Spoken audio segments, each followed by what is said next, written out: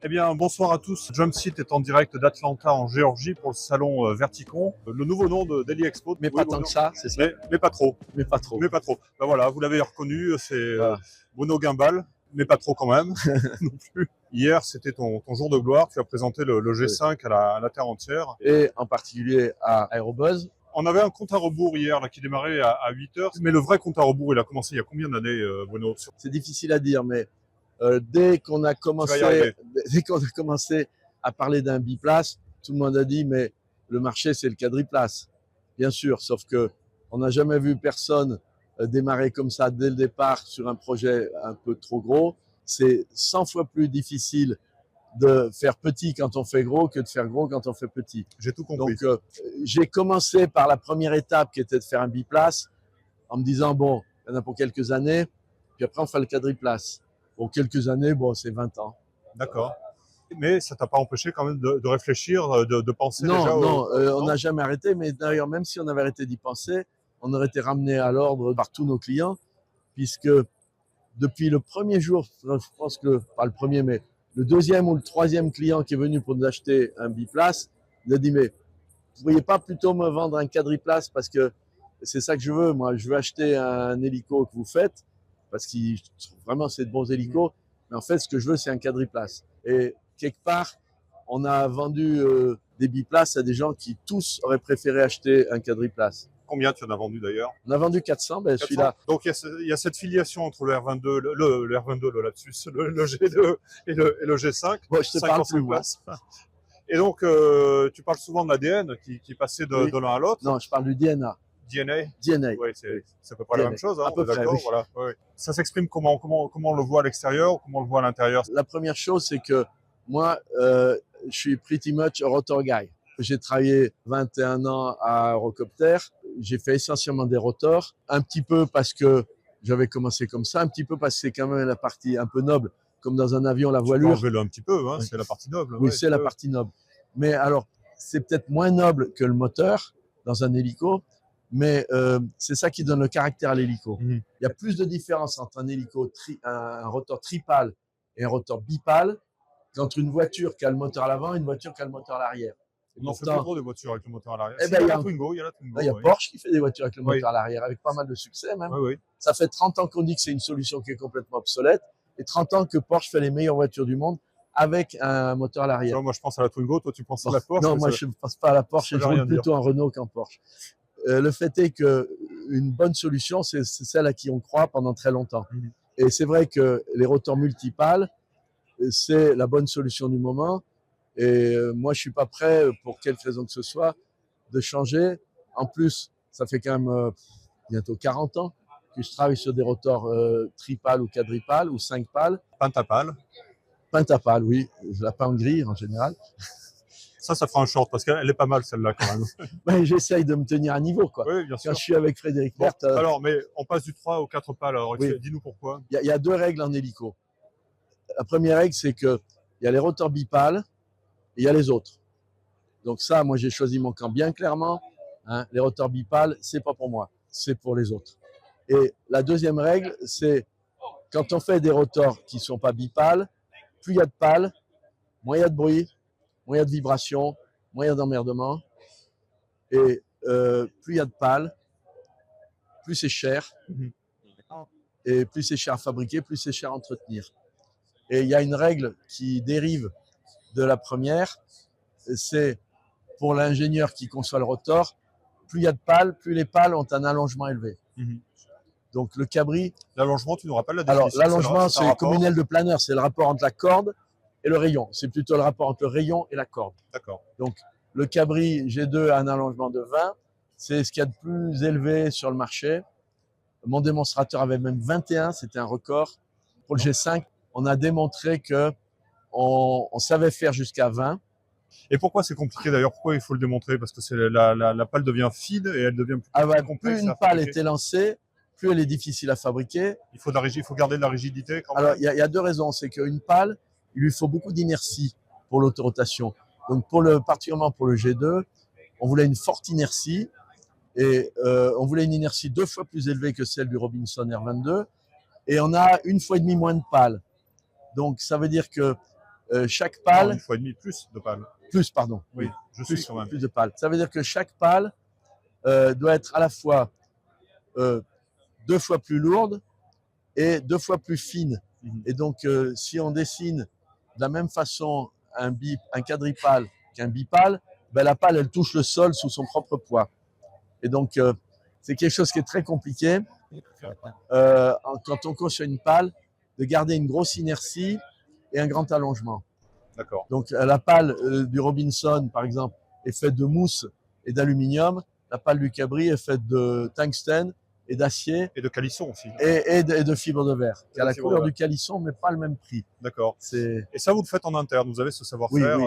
Et ça a été vraiment un des défis de la conception du Cabri, peut-être même certainement avant que je crée la société, c'est de faire des pales à grand allongement et à forte inertie. 400 cabris fabriqués, x 3, 1200. Donc On a fait 1400 pales. 1400 pales. On en a très peu remplacé, mais quand même, on a eu plus d'une quarantaine de crashs. Et je suis fier de dire que les crashs qu'on a eus, la plus grosse partie, même 90%, ont été réparés. Et souvent, quand même, la réparation d'un posé dur, on change une pale ou deux ou trois. D'accord. Bon, ça, c'était un très beau cours magistral sur les pales. Bon, Ça voilà. va intéresser pas mal de monde quand même. Bon. On va revenir au G5. Où est-ce que tu en es là? Il y a des outillages qui ont été Alors, fabriqués ben, déjà, la justement, devine par quoi on a commencé?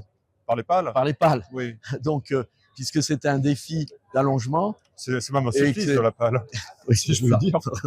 Et donc, oui, ça a été un défi de la pale. Et dès le départ, quand on a commencé à étudier le G4, qui était G4 il y a quelques années, qui est devenu G5 progressivement, le choix du nombre de pales a été essentiel. Et donc, quand on a finalement gelé le projet sur un appareil à 5 places, et du coup avec une masse un peu plus élevée, et avec un moteur un peu plus gros, on a vu que là, ça passait assez bien en quadripale, donc on l'a fait. Mais par contre, on n'aurait jamais pu le faire en 5 pales. D'accord. Tu parlais de masse, tu donneras jamais de chiffres là-dessus encore. Le masse de la machine? Oui, c'est trop tôt. C'est plus qu'une tonne 2, c'est moins qu'une tonne 5. D'accord. Et voilà. Mais ça sera un hélicoptère qui sera d'autant plus performant, qui sera léger. À vide? Et à vide, et même à la masse maxi. À la masse maxi. La performance est faite par la masse maxi. Mais l'efficacité commerciale et la charge utile est faite par la masse à vide. Donc, oui. Les hélicos qui même la charge payante. Les hélicos qui sont peu performants, en général, c'est des hélicos qui devaient être performants, mais qui ont raté leur masse à vide, qui ont perdu le contrôle de la masse à vide, et dont il a fallu augmenter la masse maxi. Mais et là, dans ce cas-là, dans un cercle vicieux. Alors, tu peux appeler ça un cercle vicieux, c'est plus couramment appelé un snowballing effect, l'effet boule de neige. Le cercle vicieux, c'est mieux adapté. C'est-à-dire que si on perd le contrôle de la masse à vide, alors c'est instantané, hein, perdre le contrôle de la masse à vide, il suffit de s'endormir pendant 8 jours, et il y a tout qui part. Hein. Donc la masse à vide, c'est le problème. Est-ce que tu récompenses ces ingénieurs qui arrivent avec une idée pour enlever 10 kilos sur le... Non, on ne peut pas faire ça, parce que j'ai connu un peu ça. Boeing aussi a connu ça. Pour le Boeing 787, je crois, ils ont fait une grande campagne, ou 777. Et je me rappelle, c'est il y a très longtemps, oui. C'était peut-être le 757. T'es sûr que c'était pas le 707 que tu as bien connu? Oui, c'est ça. Oui. Oui. Mais non, mais c'est celui de Lindbergh. Oui, ça. Et j'ai bien connu, quand j'étais à l'école, il me semble que c'était à l'école, Boeing a fait une grande campagne d'allègement de, je pense, le 757, et il donnait des grosses primes. Oui. Mais ça a été beaucoup discuté parce que instantanément, tous les ingénieurs se sont mis à mettre de côté des pertes de masse pour toucher la prime plus tard. Oui. Et ça, c'est très dangereux. Oui. C'est très dangereux parce que du coup, les gens mettent de côté quelque chose, mais on ne sait pas quoi. Non, mais bien sûr. Et puis, du coup, c'est une prime au moins consciencieux, quoi. Donc, on ne peut pas récompenser. Par contre, ce qu'il faut dire, c'est que quand on en est à faire des campagnes d'allègement, c'est que c'est trop tard. C'est que c'est fichu. Donc, les ingénieurs, quand tu dis contrôler la masse à vide, ben non, c'est bosser avec eux pour que ce soit l'occupation de tout le monde tous les jours. Alors, on a parlé de la question qui fâche de la masse. Autre question qui fâche, c'est le délai, le calendrier. J'ai cru que tu allais parler du prix. Non, ça sera la troisième question. Bon, c'est la question qui réjouit chez toi. Ça. Enfin, oui, bien sûr. Et le calendrier.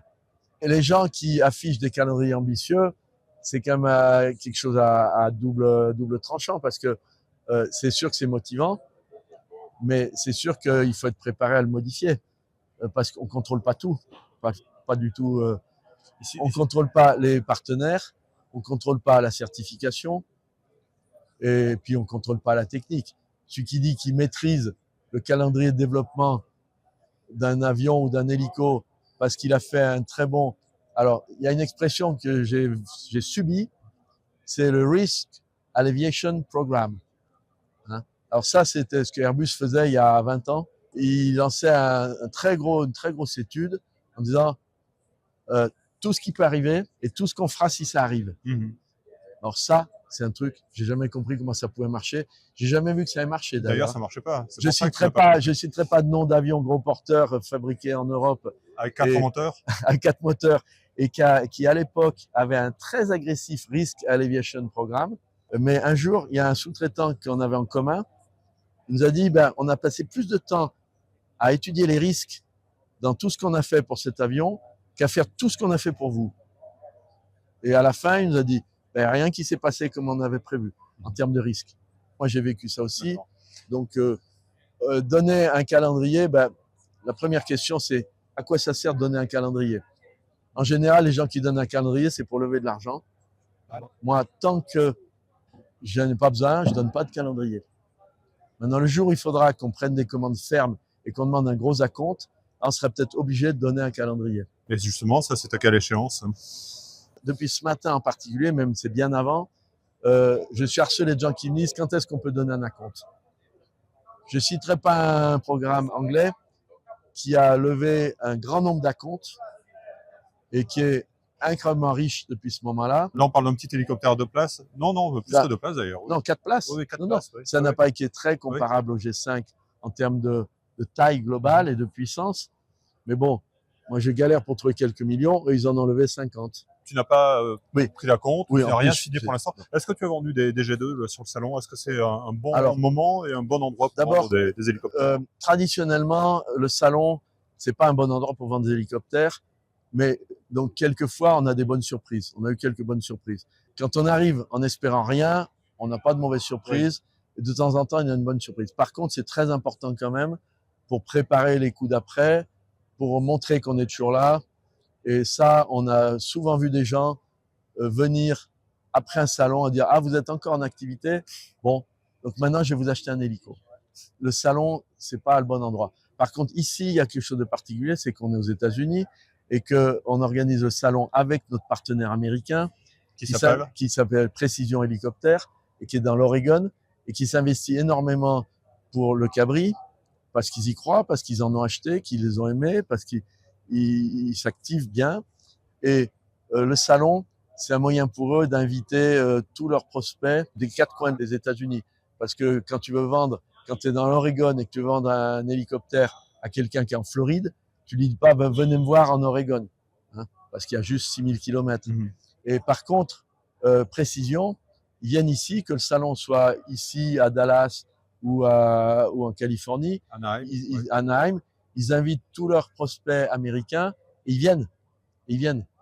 Donc ça, c'est un effet de fête commune et ça permet d'inviter les gens. Et ça fait combien d'années que tu viens sur le salon? Ça fait combien d'années qu'on vient? Une dizaine, 12 ans qu'on vient à Heli-Expo. Oui. Depuis, tu es une star, voilà, ce sera le mot de la fin. Je dirais pas que je suis une star. Alors, ça ne sera pas le mot de la fin. Non, parce que depuis 1 an ou 2, et cette année, aujourd'hui, c'est vraiment très net, c'est que avant je rencontrais des pilotes confirmés, des gars qui disaient « Ah, vous faites une belle machine » ou alors « Ah, votre machine, elle devrait être plus puissante. Ah, il y a ci, il y a ça. » Je te vois venir. Et maintenant, je vois des jeunes, on dirait des gamins, et ils me disent et c'est pas la première fois, mais aujourd'hui, plus qu'avant et sûrement moins que l'an prochain, et ils me disent « Ah, on aime trop votre machine, est-ce qu'on pourrait prendre une photo ?» J'ai dit je vais vous donner une vignette pour mettre dans votre album de collection. Mmh. Et puis, je dis vous connaissez le cabri? Oui, on connaît un peu. Et vous êtes pilote? Oui, un peu. Bon, mais vous avez déjà volé en cabri? Oui, on a volé en cabri. Et je dis, mais vous avez appris à voler en cabri? Oui, on a appris à voler en cabri. Et je dis, mais vous avez combien d'heures de vol? Il y en a, il me dit 400. Bon. Oula. Et c'est des jeunes qui ont appris à voler en cabri. Et pour eux, l'hélico, c'est le cabri. Mmh. Et ça, c'est super. Donc, c'est une génération qui monte. Ça me vieillit un peu parce que c'est un peu comme s'il rencontrait le vétéran et dit voilà, est-ce qu'on peut vous serrer la main avant que vous soyez plus de ce monde, quoi. Oui, oui. Est-ce qu'on peut vous baiser l'anneau aussi? C'est ça. Mais oui, il faut dire les choses. Mais ça, j'en ai eu 8 aujourd'hui, déjà l'année dernière, mais de plus en plus, on rencontre ici, moi je rencontre des gens qui ont appris à voler en cabri, pour qui le cabri, ça définit ce que devrait être un bon hélico. Et puis, c'est très gratifiant pour moi, bien sûr, pour mon ego, mais aussi c'est très bon pour le futur de la machine et de la société, parce que ces gens-là, bon, tout le monde dit qu'on n'oublie jamais sa première copine, mais on n'oublie jamais son premier hélico. Et tous le confirment. Et donc, je me dis, ces gens-là, quand ils auront 30, 35, 40 ans, qui créeront une activité de training, ou qu'ils achèteront un hélico pour bosser, eh ben, ils chercheront à acheter un cabri. Et ça, c'est très bien. Ça n'a pas de prix. Je crois qu'on a formé 3000 pilotes maintenant en cabri, 3 ou 4000 pilotes. Voilà. Eh ben, écoute, 3 à 4000 pilotes formés, c'est déjà énorme. Oui. 400 hélicoptères livrés. Voilà. Une famille qui commence à grandir. Ça me fait un peu passer, non pas pour une star, mais plutôt pour un dinosaure. Un dinosaure, très bien. Merci pour ce mot de la fin, Bruno. Merci à Maxime qui a tenu la caméra. Merci à Véronique qui a fait le service d'ordre. C'était pas parfait, hein, quand même, Véronique. Il y a eu des... Bon, on va pas la refaire. Voilà. L'émission, pas Véronique. Il faudra lui apprendre à faire un croc en jambe. Merci à tous, à bientôt. Et puis à bientôt sur Jumpseat. Merci Bruno.